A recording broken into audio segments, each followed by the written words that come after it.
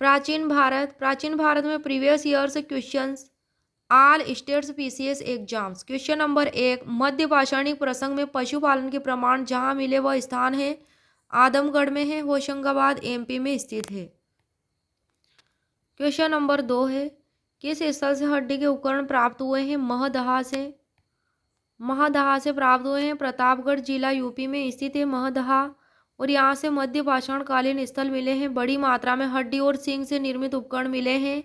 सराय नाहर राय से भी अल्प मात्रा में हड्डी के उपकरण प्राप्त हुए हैं। सराय नाहर राय प्रतापगढ़ जिला यूपी में स्थित है।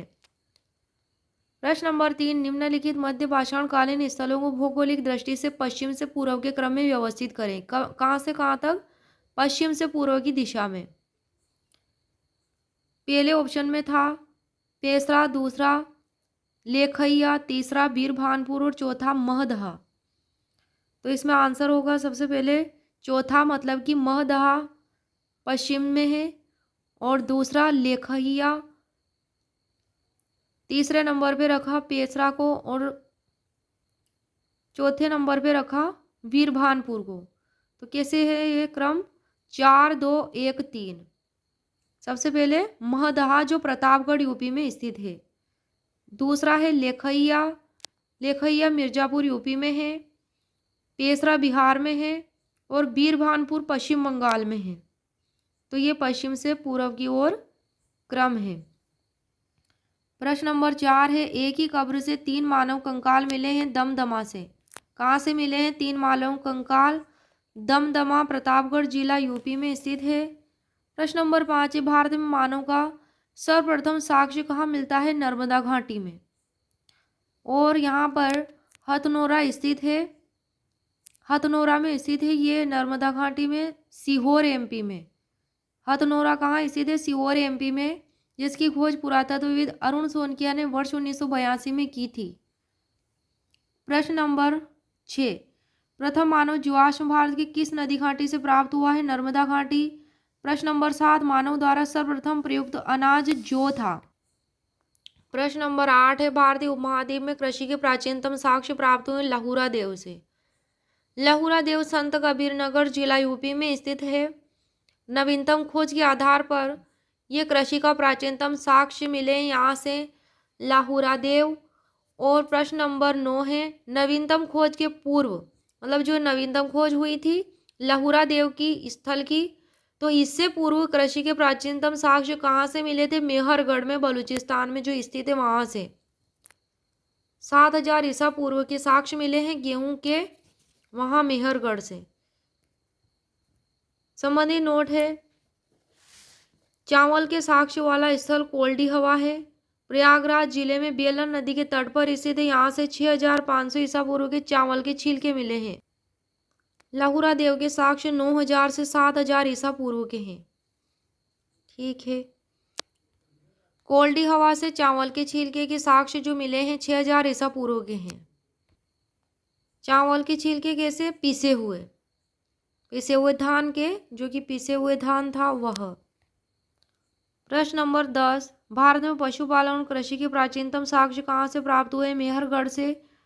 प्रश्न नंबर 11, उस स्थल का नाम बताइए जहाँ से प्राचीनतम स्थायी जीवन के प्रमाण मिले हैं? मेहरगढ़ से, और प्रामाणिक तिथि है इसकी 7000 ईसा पूर्व। प्रश्न नंबर 12, किस स्थान से मध्य पाषाण काल में पशुपालन के प्रमाण मिले हैं? बागोर से। प्रश्न नंबर 13, किसको चालकोलिथिक युग भी कहा जाता है? ताम्रपाषाण युग को। प्रश्न नंबर 14 है, आहड़ सभ्यता के बारे में निम्न कथनों पर विचार कीजिए। पहले नंबर पे है, आहड़वासी तांबा गलाना जानते थे। दूसरा ऑप्शन है, ये लोग चावल से परिचित नहीं थे। तीसरा ऑप्शन, धातु का काम आहड़वासियों की अर्थव्यवस्था का एक साधन था।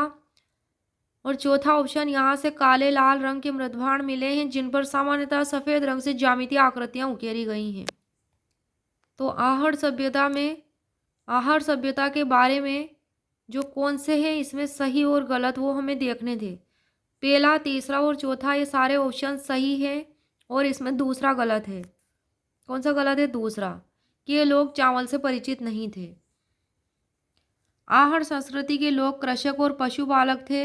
वे गेहूं, जौ और चावल से परिचित थे, इसलिए वह ऑप्शन नंबर 2 रोंग होगा। आहड़ का एक नाम ताम्रवती भी मिलता है, जिसे सूचित होता है कि यहाँ तांबा बहुतायत में उपलब्ध था।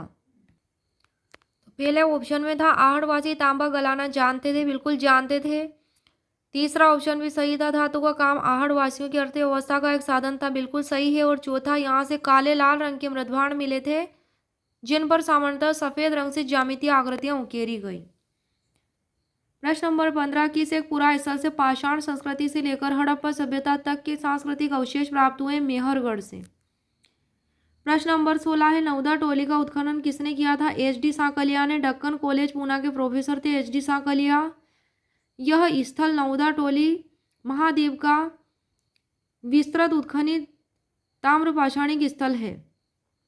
तिथि का निर्धारण है नवदा टोली का 1500 से 1300 के मध्य के यहाँ पे साक्ष्य मिले हैं। क्वेश्चन नंबर 17, वृहत पाषाण स्मारकों की पहचान की गई मृतकों को दफनाने के स्थान के रूप में।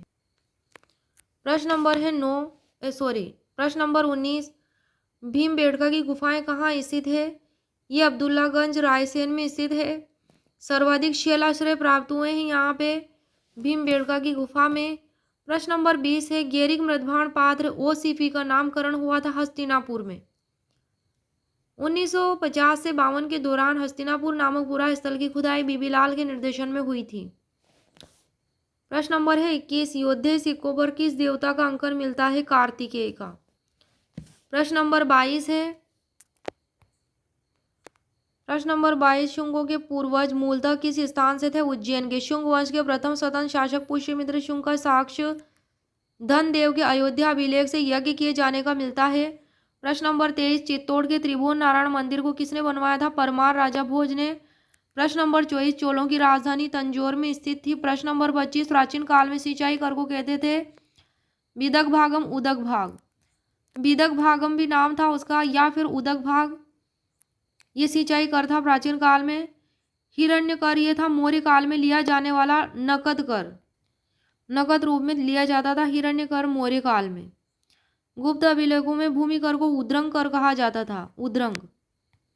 ऊपरनिका ये क्या था? प्राचीन भारत की राजपूत युगीन संस्कृति में इसका उल्लेख है कि ऊपरनिका भूमि पर स्थायी तथा अस्थायी रूप से रहने वाले किसानों से लिया जाता था। और विदग भागम क्या था? सिंचाई कर था, जिसका दूसरा नाम उदक भाग भी था।